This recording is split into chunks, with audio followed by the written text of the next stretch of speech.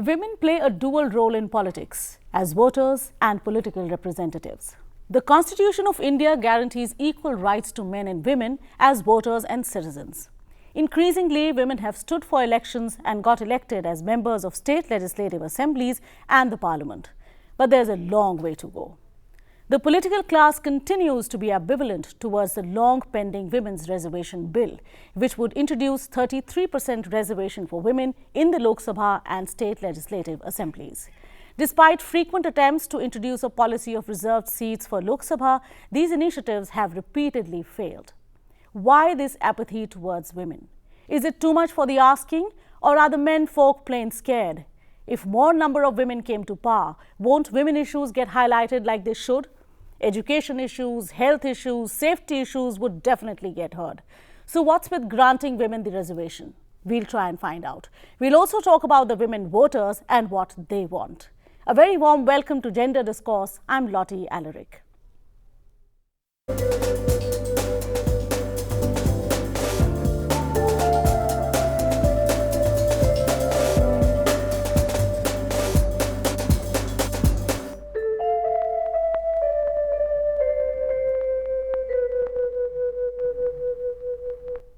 To take this discussion forward, I have in the studio a distinguished panel of guests. I'm very happy to have with me Dr. Ranjana Kumari, who's an eminent social activist, and she's also the director for Center for Social Research. So thank you so much for being here today, Ranjana. Thank you, Lottie. Sitting next to her is Namita Bhandare, who's a noted columnist and writes extensively about women issues. So welcome to the show. Thank you. Sitting next to her is Mrs. Annie Raja, who's the General Secretary, National Federation for Indian Women. So obviously she does a lot about women and their causes. So thank you for being here, ma'am. And to my left, I have with me Dr. Mala Kapoor Shankar Das, who's a sociologist, and her analysis is going to be really important to this discussion today. Hello, so thanks Lottie. for being here. Thank you for calling. So, Ranjana, let me just begin with you. 16 years down the line, and we are still talking about the reservation bill and how it is still on the back burner. So, how do you really look at this, and how shameful do you think it is for a democratic country like ours? I'm very happy to be, Lottie, part of your gender discourse, especially today, because we are talking in a very different times today. Because political scenario is changing very dramatically in the country. States which have gone for election is very clearly showing that political parties will not ever allow women to go beyond 10%. In terms of allocation of seat, and also in terms of when women win the seat. So political parties are still very male dominated, and they do not want to, men do not want to give space to women. Even if you have been activist within the political party for 20 years or 30 years or 40 years of standing. Right. So that's one thing. And secondly, on the other side, when you look at the enthusiasm, look at the participation of women voters, you see that even in a Naxal infested area, women have voted in large numbers. Exactly. And women voters are in absolute numbers more than the male voters. That is what Chhattisgarh election has sent the good news. On the other side also, that political parties have come up with manifestos. And when you look and analyze, and which we did analyze the manifestos of political parties, I think political parties almost, seems that do not really understand or take and care for social issues or issues which belong to women and children in this country. So you will not see that there is no political party says that we'll work against female feticide, will not say that we will be, safety and security. Okay, because this is where you feel that you have the power and you can dominate at men to provide security to women. So whole discourse is about security, is about, oh, we are asking them to protect us. So that's the discourse that they like, and that is why most of the political parties have promised that. And on the other side, when you look at the way a bill has been passed by Rajya Sabha, so there is absolutely no discussion about what the bill should have, what content of the bill should have been, because that was a lot of discussion that this bill should include this or exclude that. So that discussion is over, because by and large, majority of the parties of this country have supported the bill, and bill has been passed by the Rajya Sabha. Now, so where is the block? The block is that now UPA's last session of parliament will happen. And in this session, they just have to table the bill to the Lok Sabha. That's right. That is the only thing that women of India are asking for, waiting for, expect. And if you want the vote from women, then you certainly will have to share power with women. It's Absolutely. enough. Share power with women. I think this is one thing which doesn't really go down the throats of the men here. So, Namita, as a columnist, what is your assessment of this whole issue? Lottie, I find it amazing that men across the political divide who cannot stand each other, who will throw chairs at each other even in the House of Parliament, suddenly become united because they are threatened by the presence of women. Why 33%? We represent 50% of the population. We're not asking for 50% reservation. We're asking for 33%. We're not asking for a dole out. We're asking for what is ours and what should be ours.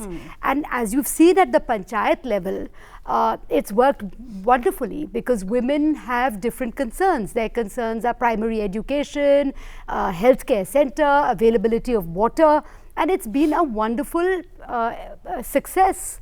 And I see no reason why we should not. I can understand if it didn't work at the panchayat level, but it has worked. We have an example in front of us. So why are we so scared to replicate it at the national level? And I'm very glad. I think the time has come, as Ranjana says, that we need to start thinking of ourselves as a block. You know, everybody is appeased. Everybody becomes a constituency, a voter bloc. Why not us? Why not women?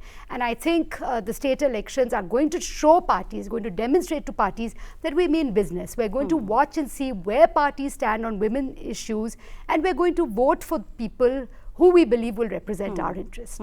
True, true. So, Annie, what is your say in all this? Because clearly we are the 50% and we are only asking for 33%. So, what is that block? Why can't, we get ahead of it? See, again, you see the lot of discussion has taken place on this. Why? What is the block? Yes. The block is that now every party is saying that we are for women reservation.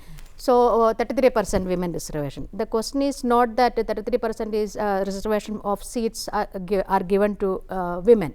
The question is the 33% of men will have to get out of that seat and given it to the women. That is the problem. There the men's patriarchic mentality is not allowing. That is the that is what is showing the in the statement of Mulayam Singh recently, saying that if it comes, then if my constituency has become women constituency, then that will be the end of my political career. Like that, the statements you see, these are all manifestations of their mentality towards women. And especially when it comes to sharing of power or giving their due representation or space to the women in decision making bodies and processes. So, that is the patriarchal mentality of the society, and especially the leadership of the political parties.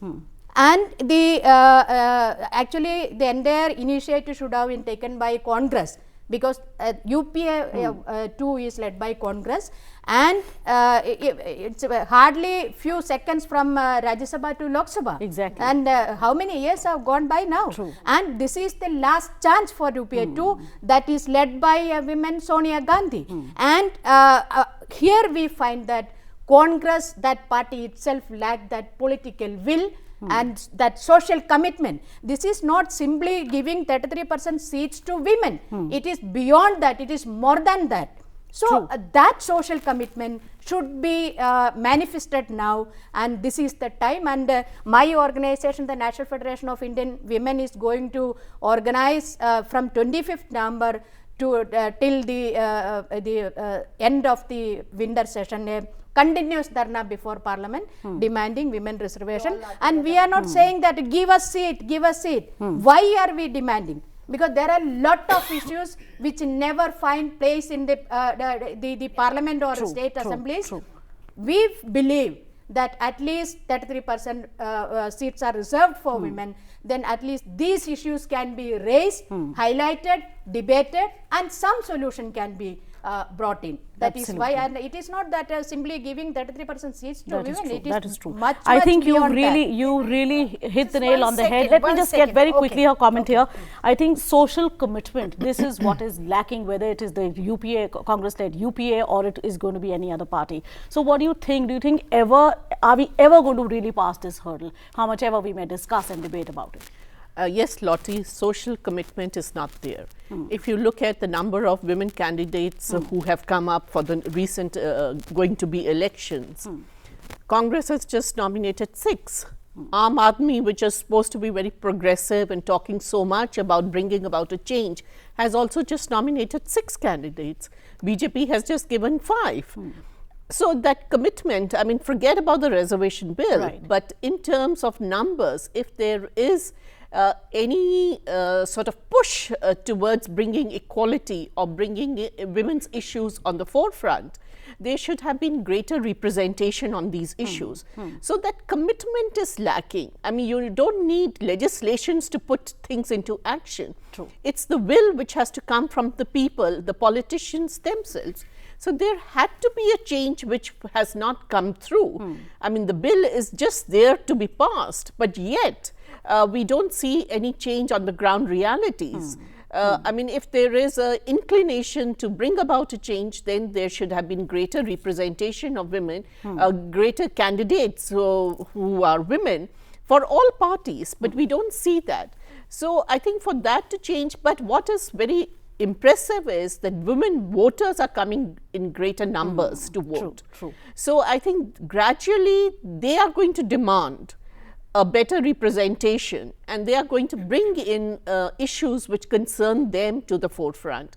And I think that's where we need to have, congratulate the women power as such, that they are coming together to demand and to stress that we are there and we want our issues to be discussed and taken at large.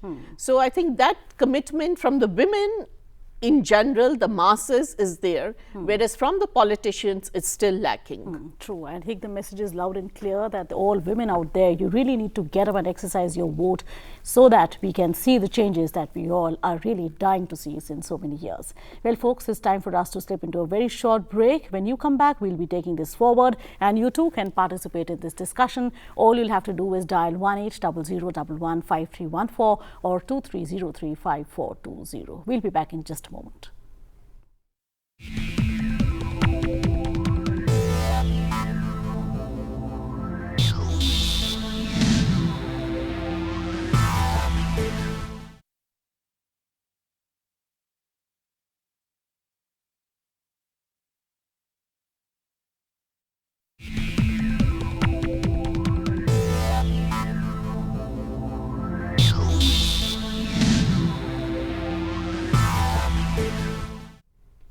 Welcome back. This is Gender Discourse, and today we are talking about women in Parliament.